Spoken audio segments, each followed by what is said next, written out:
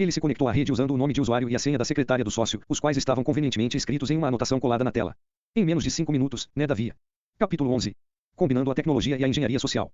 145. Descarregado todas as planilhas e arquivos de documentos armazenados na estação de trabalho e no diretório de trabalho do sócio e foi para casa. Recado do Mitnick. Os espiões industriais e invasores de computador eventualmente fazem uma entrada física na empresa-alvo. Em vez de usar um pé de cabra para quebrar a porta, o engenheiro social usa a arte da fraude para influenciar a pessoa que está do outro lado da porta para abri-la para ele. Dinheiro fácil. Quando fui apresentado aos computadores pela primeira vez no colégio, tínhamos de nos conectar por modem a um minicomputador DEC PDP-11 no centro da cidade de Los Angeles. Todos os colégios de Los Angeles compartilhavam desse mesmo minicomputador. O sistema operacional daquele computador se chamava RSTS- e esse foi o primeiro sistema operacional com o qual aprendi a trabalhar. Naquela época, em 1981, a DEC patrocinava uma conferência anual para seus usuários de produto, e um ano li que a conferência seria realizada em Los Angeles. Uma revista conhecida para os usuários desse sistema operacional trazia um anúncio sobre um novo produto de segurança, o Lock11. O produto era promovido com uma campanha publicitária inteligente que dizia algo do tipo: são 3h30 da manhã e Johnny, do final da rua, descobriu o seu número de descagem. 5550336, na sua 336ª. Tentativa. Ele está dentro e você está fora. Use o Lock11. O anúncio sugeria que o produto era a prova de hackers. E ele seria exibido na conferência. Eu estava ansioso para ver o produto. Um colega e amigo do colégio, Vini, meu parceiro de hacking durante vários anos e que se tornou mais tarde um informante dos federais contra mim, compartilhava do meu interesse no novo produto da DEC e me incentivou a ir à conferência com ele. Dinheiro online. Chegamos lá e encontramos um grande movimento das pessoas que estavam na feira ao redor do Lock11. Parece que os desenvolvedores estavam apostando dinheiro online para ver quem conseguia quebrar a segurança do produto. Esse parecia um desafio ao qual eu não poderia resistir. Fomos direto ao stand do Lock11 e encontramos os 3 desenvolvedores do produto. Eu os reconheci e eles me reconheceram mesmo adolescente. Eu já tinha fama de fracker e hacker por causa de um artigo que o La Times havia publicado sobre meu primeiro contato juvenil com as autoridades. O artigo relatava que eu havia entrado no prédio da Pacific Telephone no meio da noite e tirado manuais de computadores, bem debaixo do nariz dos guardas de segurança. Parece que o Times queria criar uma história sensacionalista e a publicação do meu nome servia para isso. Como eu era ainda um adolescente, o artigo violou a prática, se não a lei, de não divulgação dos nomes dos menores acusados de infrações. Quando Vini e eu chegamos, isso criou um certo interesse de ambos os lados. Havia um interesse da parte deles porque eles me reconheceram como o hacker sobre quem haviam lido e eles estavam um pouco chocados em me ver. Isso criou um interesse também da nossa parte, porque cada 146. A arte de enganar um dos 3 desenvolvedores é sova lá com uma nota de $100 pendurada no crachá da exposição. O prêmio em dinheiro total para todos que pudessem invadir seu sistema seria de $300, o que parecia bastante dinheiro para uma dupla de adolescentes. Mal podíamos esperar para começar.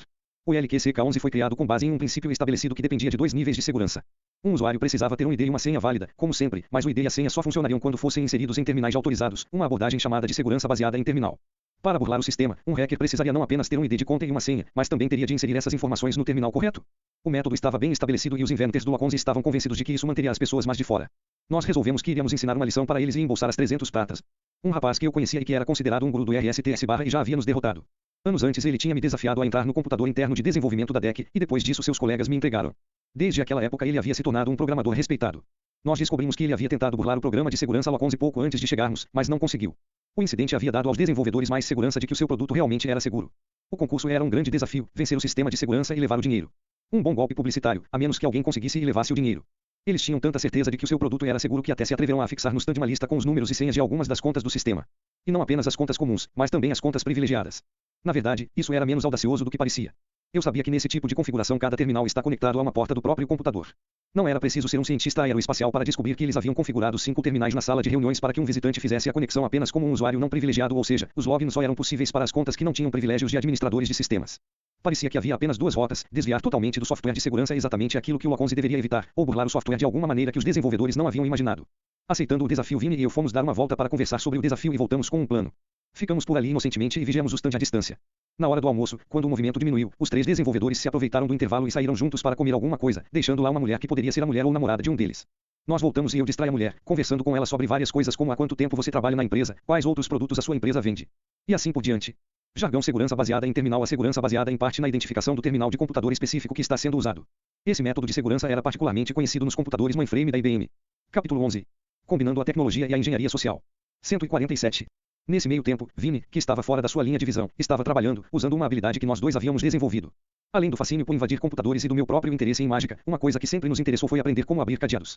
Quando criança, eu havia percorrido as prateleiras de uma livraria obscura no Vale de São Fernando, que tinha livros sobre como abrir cadeados, livrar-se de algemas, criar identidades falsas, todo o tipo de coisas que uma criança não deveria saber. Assim como eu, Vini havia praticado o arrombamento de cadeados até ficarmos muito bons nos cadeados comuns que se compram nas lojas de ferragens. Certa vez me diverti encontrando alguém que usava 2 cadeados como uma medida extra de proteção. Eu troquei os cadeados de lugar, o que irritaria e frustraria o proprietário quando ele tentasse abrir cada um deles com a chave errada. No recinto de exposições eu continuava distraindo a mulher enquanto Vini se esgueirava na parte de trás do stand para não ser visto e pegava o cadeado do gabinete que abrigava o seu mini computador PDP-11 e os terminais dos cabos. Dizer que o gabinete estava trancado era quase piada. Ele estava fechado com aqueles cadeados chamados de cadeado de biscoito, evidentemente fáceis de abrir até mesmo para arrombadores amadores como nós. Vini precisou de apenas 1 minuto para abrir o cadeado. Dentro do gabinete ele encontrou o que havia previsto, a fila de portas para conectar os terminais de usuários e uma porta para aquele que era chamado de terminal da console. Esse era o terminal usado pelo operador do computador ou administrador do sistema para controlar todos os computadores. Vini conectou o cabo que ia da porta da console até um dos terminais da feira. Isso significava que esse terminal agora era reconhecido como o terminal da console. Eu me sentei na máquina com os cabos novos e me conectei usando uma senha que os desenvolvedores haviam fornecido. Como o software Loconze agora identificava que eu estava me conectando de um terminal autorizado, ele me concedeu acesso e eu estava conectado com privilégios de administrador de sistema.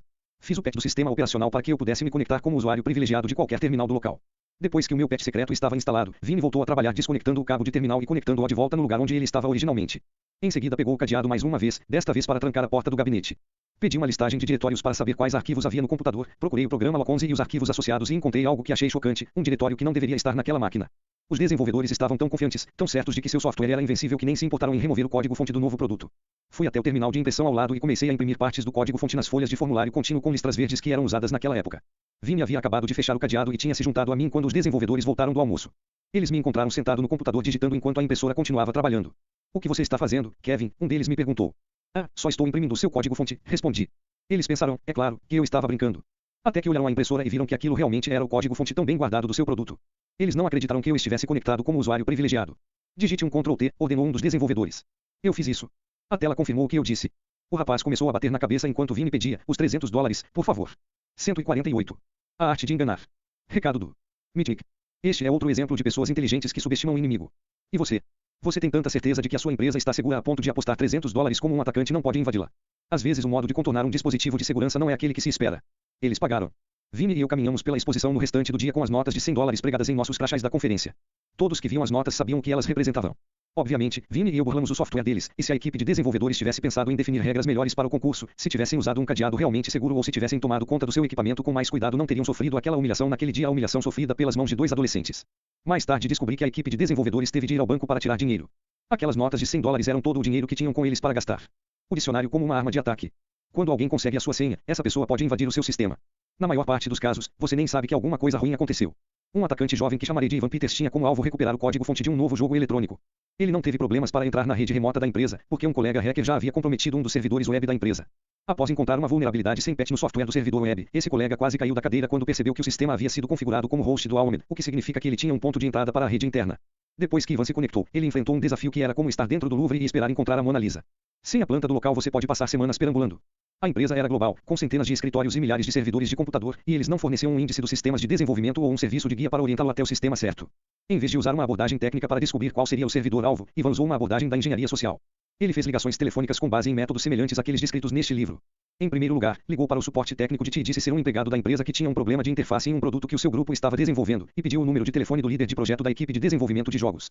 Em seguida, ligou para a pessoa cujo nome lhe deram e fingiu ser um funcionário de TI. No final desta noite, ele disse, vamos trocar um roteador e precisamos ter certeza de que o pessoal da nossa equipe não vai perder a conectividade com o seu servidor. Assim sendo, precisamos saber quais servidores a sua equipe usa. A rede estava sempre sendo atualizada. E dar o nome do servidor não causaria dano nenhum, não é? Como ele é SOA protegido por senha, apenas o nome não adiantaria. Capítulo 11. Combinando a tecnologia e a engenharia social. 149. Para alguém que quisesse invadir o sistema. Assim sendo, a vítima deu ao atacante o nome do servidor. Ele nem se importou de ligar para o homem de volta e verificar a história, nem tampouco anotou seu nome e número de telefone. Ele apenas deu o nome dos servidores, ATM5 e ATM6. O ataque da senha. Nesse ponto, Ivan usou uma abordagem técnica para obter as informações de autenticação.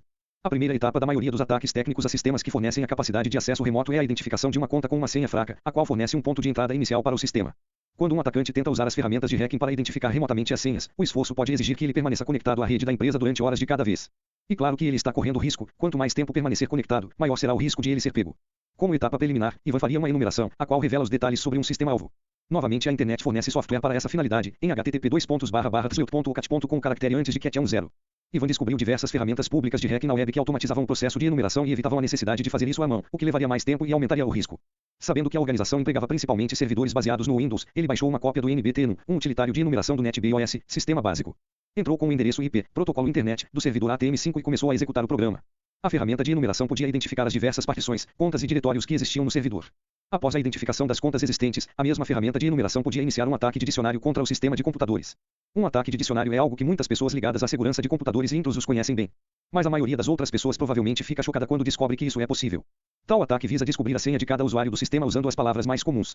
Todos temos preguiça de fazer algumas coisas, mas sempre me surpreendo com o modo como as pessoas escolhem suas senhas, quando a sua criatividade e imaginação parecem desaparecer. A maioria de nós quer um 3 senha key de proteção, mas que ao mesmo tempo seja fácil de lembrar, o que significa algo que esteja muito ligado a nós mesmos.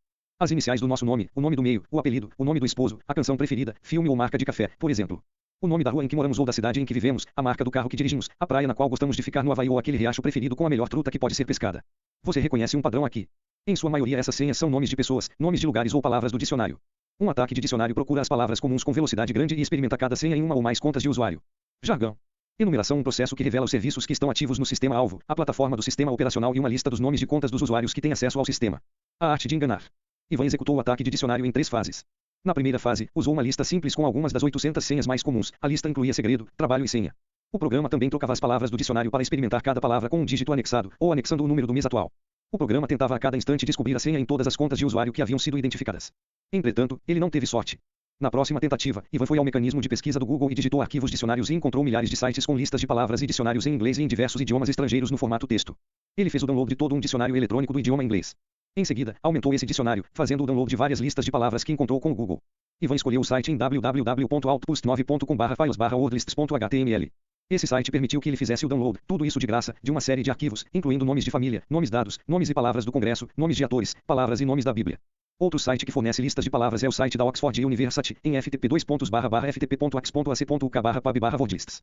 Outros sites oferecem listas com nomes de personagens de quadrinhos, palavras usadas nos textos de Shakespeare, nas séries Odyssey, Tolkien e Star Trek, bem como palavras das áreas de ciências e religião e assim por diante. Uma empresa online vende uma lista contendo 4,4 milhões de palavras e nomes por apenas US cifrão 20. O programa de ataque também pode ser definido para testar anagramas das palavras do dicionário, outro método favorito de muitos usuários de computador que acham que estão aumentando a sua segurança dessa forma. Mais rápido do que o pensamento, depois que Ivan resolveu qual lista de palavras usaria e começou o ataque, o software foi executado no piloto automático. Ele pode voltar a sua atenção para outras coisas. E aqui está a parte mais inacreditável. Você acha que esse ataque permite a um hacker dar a volta ao mundo e o software ainda teria feito pouco progresso quando ele voltasse? Na verdade, dependendo da plataforma que está sendo atacada, da configuração de segurança do sistema e da conectividade de rede, cada palavra de um dicionário do inglês pode, acredite ou não, ser testada em menos de 5 segundos. Enquanto esse ataque estava em execução, Ivan ligou outro computador para executar um ataque semelhante a outro servidor usado pelo grupo de desenvolvimento, o ATM6.